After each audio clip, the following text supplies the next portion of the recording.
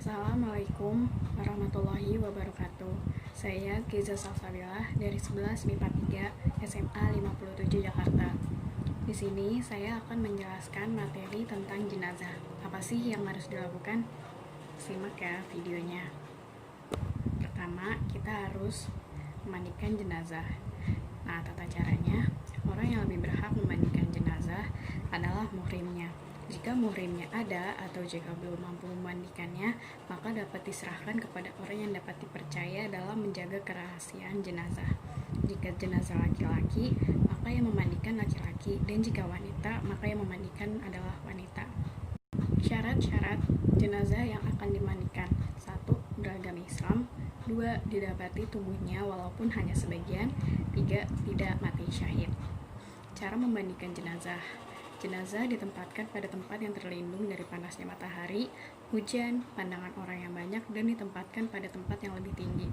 Jenazah diberi pakaian basahan agar auratnya tetap tertutup, membersihkan kotoran atau najis yang melekat pada badan jenazah, termasuk mengeluarkan kotoran dari perutnya dengan menekan pelan-pelan pada perutnya dan pinggulnya agak dibuka sedikit, kemudian dibersihkan pada dubur jenazah tersebut. Sebaiknya, dalam membersihkan kotoran menggunakan kain pelapis, menyiramkan air ke seluruh tubuh dimulai dari kepala, kemudian sabun dan disiram lagi sampai bersih. Diwudukan dan terakhir disiram dengan air yang dicampur dengan kapur barus, daun bidara atau lainnya yang berbau harum guna mengawetkan kulit dan menjauhkan serangga yang akan mengganggunya. Rambut jenazah hendaknya dihanduki agar cepat kering dan tidak terlampaui membasahi kain kafan serta disisir kemudian diikatkan jika rambutnya panjang. Nah, habis itu ada tata cara mengkafani jenazah. Kain kafan yang digunakan untuk mengkafani dibeli dari harta peninggalan orang yang meninggal. Jika hartanya habis, kain kafan menjadi tanggung jawab orang yang menanggung belanjanya ketika ia masih hidup. Jika yang menanggung juga tidak mampu, maka kaum muslimin yang mampu wajib menyediakan kain kafan tersebut. Adapun syarat untuk kain yang dijadikan sebagai kain kafan bagi jenazah adalah sebagai berikut. 1. Baik, bersih dan menutupi seluruh tubuh. 2. Berwarna putih. 3. Tidak terlampau mahal harganya. 4. Kering dan berminyak wangi. 5. 3 lipatan bagi laki-laki dan 5 lipatan bagi wanita. Adapun praktik dalam mengkafani jenazah yang umum dilakukan adalah sebagai berikut. Mula-mula hamparkan tikar, lalu di atasnya dibentangkan 7 tas tali untuk posisi mengikat ujung kepala, leher, dada, pinggul, lutut, mata kaki, dan ujung kaki. Di atas tali tersebut, hamparkan kain kafan itu selai-helai dan ditaburkan di atas tiap-tiap lapis itu harum-haruman seperti kapur barus dan sebagainya. Kemudian, jenazah diletakkan di atas hamparan kain tersebut. Kedua tangannya diletakkan di atas dadanya, tangan kanan di atas tangan kiri. Tempelkan kapas secukupnya pada bagian muka jenazah, leher, pusarnya, kelaminnya, atau tempat-tempat lain yang dipandang perlu. Setelah itu, balutkan kain kafannya dengan rapi, lalu diikatkan talinya yang sudah dipasang sebelumnya. Nah, tata cara menyolatkan jenazah. Sholat jenazah adalah sholat yang dikerjakan sebanyak 4 kali takbir dalam rangka mendoakan orang muslim yang sudah meninggal. Jenazah yang disolatkan ini ialah yang telah dimandikan atau dikafani. Adapun tata cara menyolatkan jenazah sebagai berikut. Imam menghadap di sebelah kepala jenazah bila jenazah laki-laki dan menghadap ke arah perut bila jenazah perempuan. Makmum usahakan lebih dari satu saf.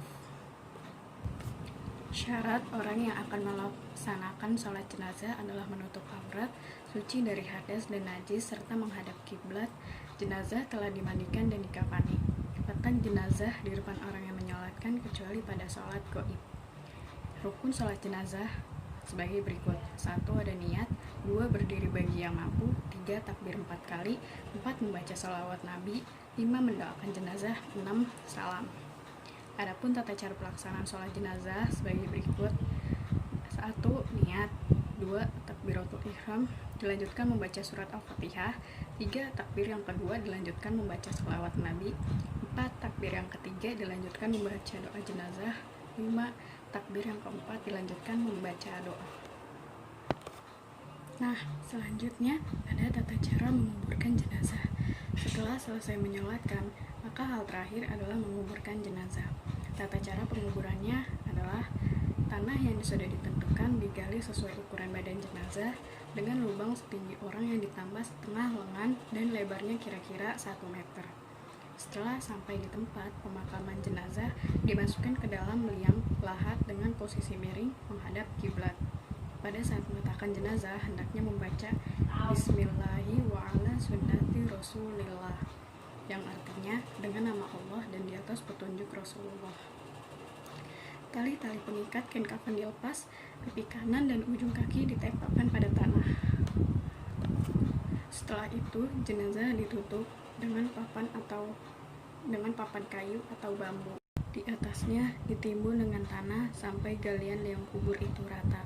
Tinggikan dari tanah biasa sekitar 1 jengkal dan di atas kepala diberi tanda batu nisan. Setelah selesai menguburkan, dilanjutkan berdoa, mendoakan dan memohon ampunan untuk jenazah. Tata karma yang sebaiknya dilakukan ketika akan menguburkan jenazah adalah 1. Mengiringi jenazah dengan diam sambil berdoa. 2. Tidak turut mengiringi, kecuali jika memungkinkan bagi perempuan. 3. Membaca salam ketika memasuki pemakaman. 4. Tidak duduk hingga jenazah diletakkan. 5. Orang yang turun ke liang kubur bukan orang yang berhadas besar. 6. Tidak duduk di atas kubur. 7. Tidak berjalan-jalan di atas kubur. Nah, itu dia semua pembahasan tentang jenazah. Terima kasih sudah menyaksikan. Wassalamualaikum warahmatullahi wabarakatuh.